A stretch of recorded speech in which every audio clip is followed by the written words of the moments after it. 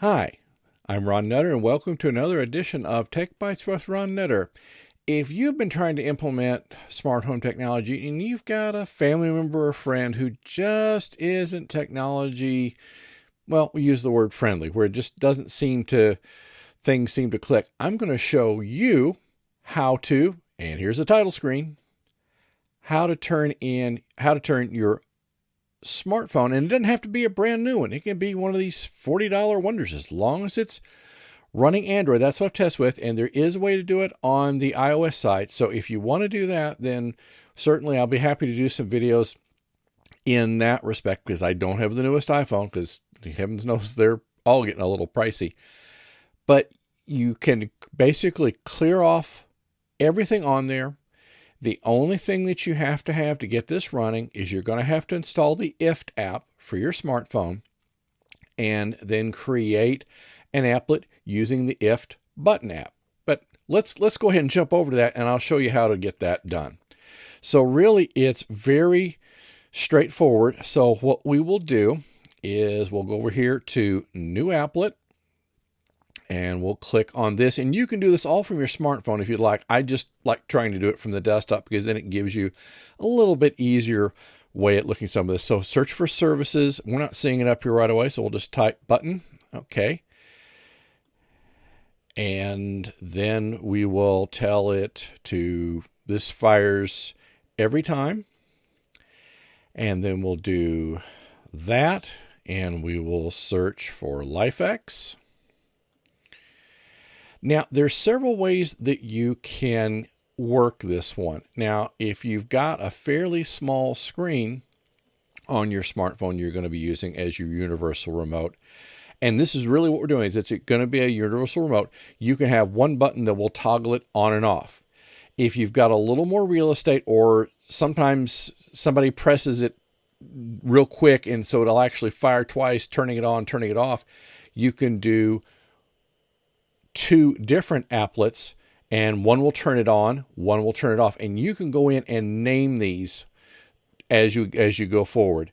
So we'll click on toggle lights on and off. Now by default it's going to do all lights, which if there might be a good reason to have what I'll call a panic button. So that's why you would use all, but normally we will go down here and we will do chair. And then we will create action. And when you're doing this initially, and depending on if you're doing this for a friend or a family member, if you want them to know that this has actually worked, and sometimes they need to wait for a little bit, because as you can appreciate, sometimes there will be a couple of seconds of lag time from the time they press it till it actually does something. And some of that's going to be dependent on the speed of the internet connection involved, but not always.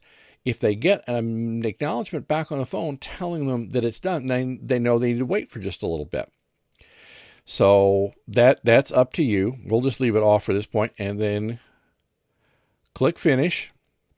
And anytime you want to go change the notifications, then you can just click configure, and you can kind of see what's going on from there. So really, that is, let me get over here to this other screen. I'm trying to change screens, and it's got a few many things to press. So that's everything from the IFTTT side of things. Now, I said you can do this in the main IFTTT webpage, or you can do it from the Applet on your smartphone. Your call how you do this. Now, let's shift over to the smartphone, and we'll take it to the next step. Okay, now we've shifted over to my Samsung S9 Plus, and we'll go into the IFTTT app that's on here. Now, it just happened to be, this is where I left it when I'd first gone into it. To get this up and running, of course, we've already got it, works with the button piece. So we'll tap on Add Home Screen Widget.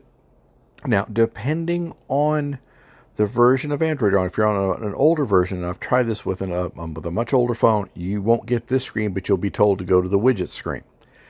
So with this version, you can either tap on the add button you see there, or we can press and hold that, and I've already left a space here on the main page. Now it's going to go back into the IFT applet that you have already set up for this, and we'll just select that one, and it pre-configures it and is ready to go. So you can see now I've got kind of a busy screen here, but now all you do is tap that, and this is one set to cycle off and on.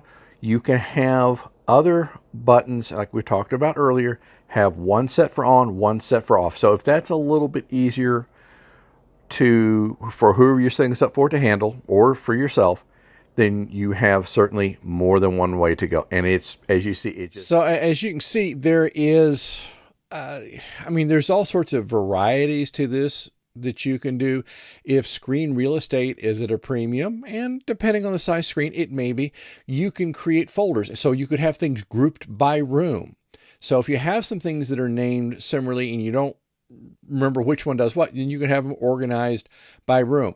You could have potentially a smartphone device in every room. Don't know that I want to go that far, but with this is as close to a universal remote as probably you might be able to come up with, unless you did something like a Stream Deck, which is then going to require you to have something in that room. This is at least an option, and this way you could have it set up on a tablet, you could have it set up on a smartphone that doesn't have a SIM card in it. All you need is Wi-Fi. So this would tie in to your system, and it's going to talk through IFT. So the only time you potentially would have a problem is if your internet connection is down. But let's face it, if that's down, you got other things to be fighting too.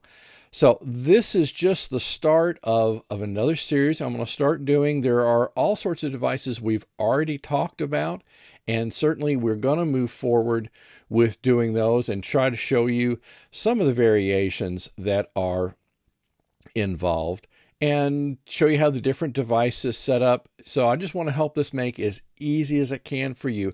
I know I've been a little light on the videos lately, and here in the coming weeks, I think you'll see a very good reason, because I've been working on something that's had me just a little distracted, but I think it's going to be well worth it.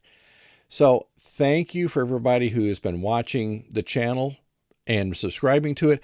Now, as we go along, and I'm looking over here off screen because I want to make sure that I'm getting this set up. If you haven't already got an IFT account set up, this would be a good time to go do that. And this is a checklist. So any service that you set up, this is going to be something you need to get all this documented instead of just trying to remember things. And please do not use the same password on every service, because if they crack one account, that's going to be the first account they're going to use going forward.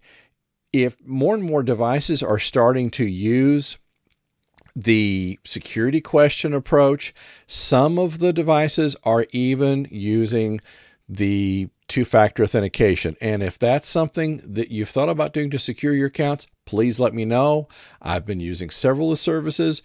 They each have their own set of challenges. Some of them will do the SMS text message. I'm a little concerned about those. There's some security issues there that hopefully will get resolved. But no, there's no one solution that's going to be right for everybody. So I hope you found this useful. If you haven't subscribed, please consider doing so.